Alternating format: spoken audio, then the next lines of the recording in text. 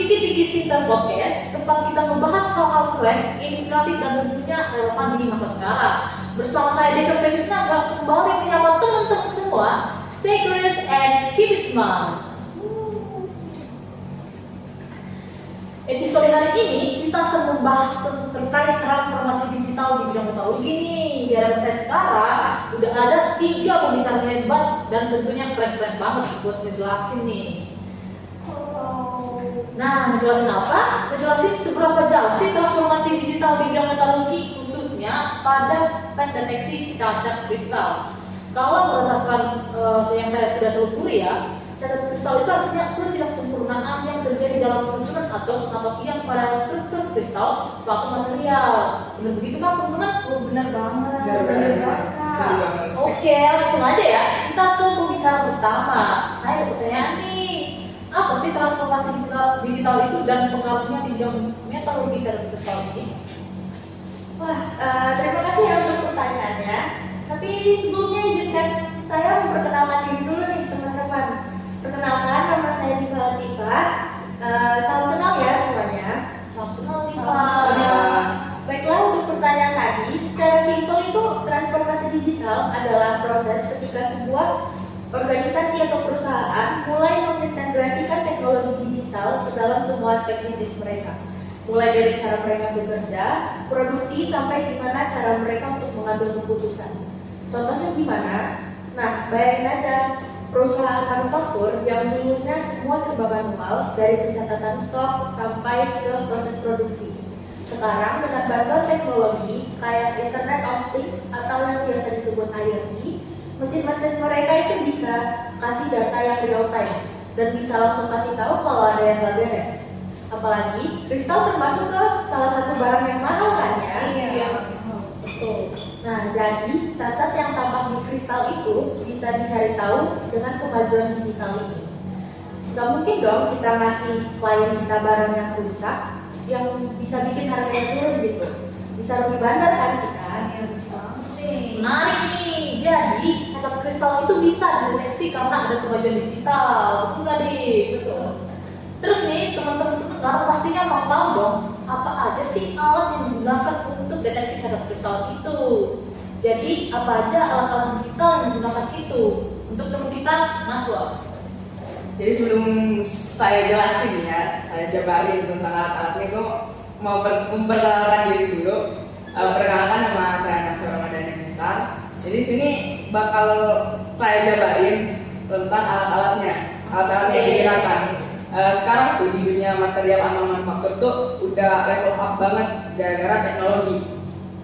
Waktu dulu paneling tuh cuma pakai tungku biasa, tapi sekarang udah ada furnace yang canggihnya banget, yang canggihnya kebangetan maksud gua. Wow. Yang bisa buat atur atmosfer, bahkan ya bisa juga dipakai laser buat manasin bagian tertentu doang. Terus alat-alat analisis kayak TEM, XRD sama STM juga udah makin gokil tuh. Jadi tuh kita bisa intip proses recovery kristalnya langsung saat lagi dipanasin. Keren banget. Iya, pastinya keren kan. Terus FIB yang dulunya cuma buat bikin struktur mikro, sekarang tuh udah bisa benerin cacat kristal super presis. Terus ada juga laser sama elektron beam yang bisa nyembuhin material tanpa merusak strukturnya. Jadi kayak dokter bedah tapi versi nano. Dan kerennya lagi nih, semua itu bisa disimulasikan dulu di komputer pakai software tuh yang namanya molecular dynamic atau DFT. Jadi kita tuh bisa prediksi dulu sebelum eksperimen beneran gitu. Wow, keren banget nih teman-teman. Jadi alat-alat yang tadi disebutkan sama teman kita Naswa itu dapat memudahkan pekerjaan manusia dan meminimalisir kesalahan pada percobaan nih. Pastinya cost of time and energy banget ya. Walaupun biaya yang dibutuhkan nggak kecil, tapi kalau mikirin harga kristal sih ya worth it ya. Benar. Tapi nih,